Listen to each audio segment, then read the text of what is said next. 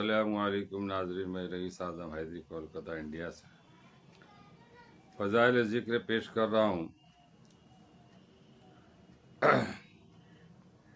سورہ بقرہ رکوع 18 کا ترجمہ ہے: پس تم میری یاد کرو، میرا ذکر کرو، میں تمہیں یاد رکھوں گا، اور میرا شکر ادا کرتے رہو اور ناشکری نہ کرو۔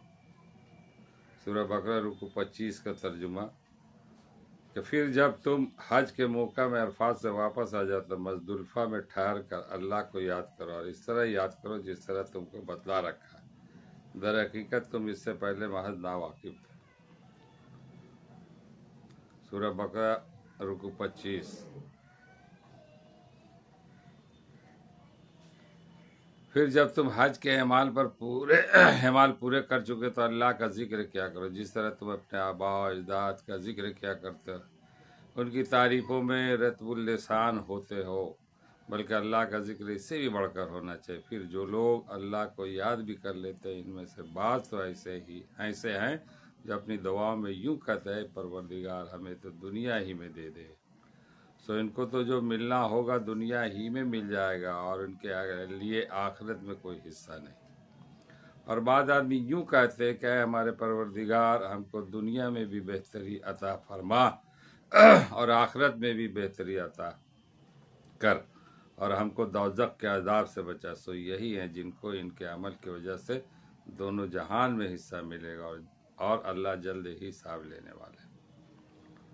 فائدہ: حدیث میں آیا کہ 3 شخصوں کی دعا رد نہیں کی جاتی بلکہ ضرور قبول ہوتی ہے۔ ایک وہ جو کثرت سے اللہ کا ذکر کرتا، دوسرے مظلوم، تیسرے وہ بادشاہ جو ظلم نہ کرتا۔ یہ 3 لوگوں کی دعائیں قبول ہوتی، یعنی جو اللہ کا ذکر کثرت سے کرتا رہو تو ان کی دعا بھی قبول ہے، اور جو دوسرے جو مظلوم یعنی جو ظلم کیا جاتا ہے کسی کے اوپر، اگر وہ اللہ کے دربار میں دعا کرے تو ان کی دعا قبول ہو جاتی ہے۔ آج ظلم بہت ہو رہی۔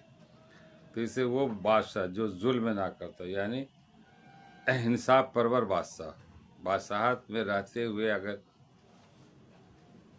اگر وہ جو ہے نا ظلم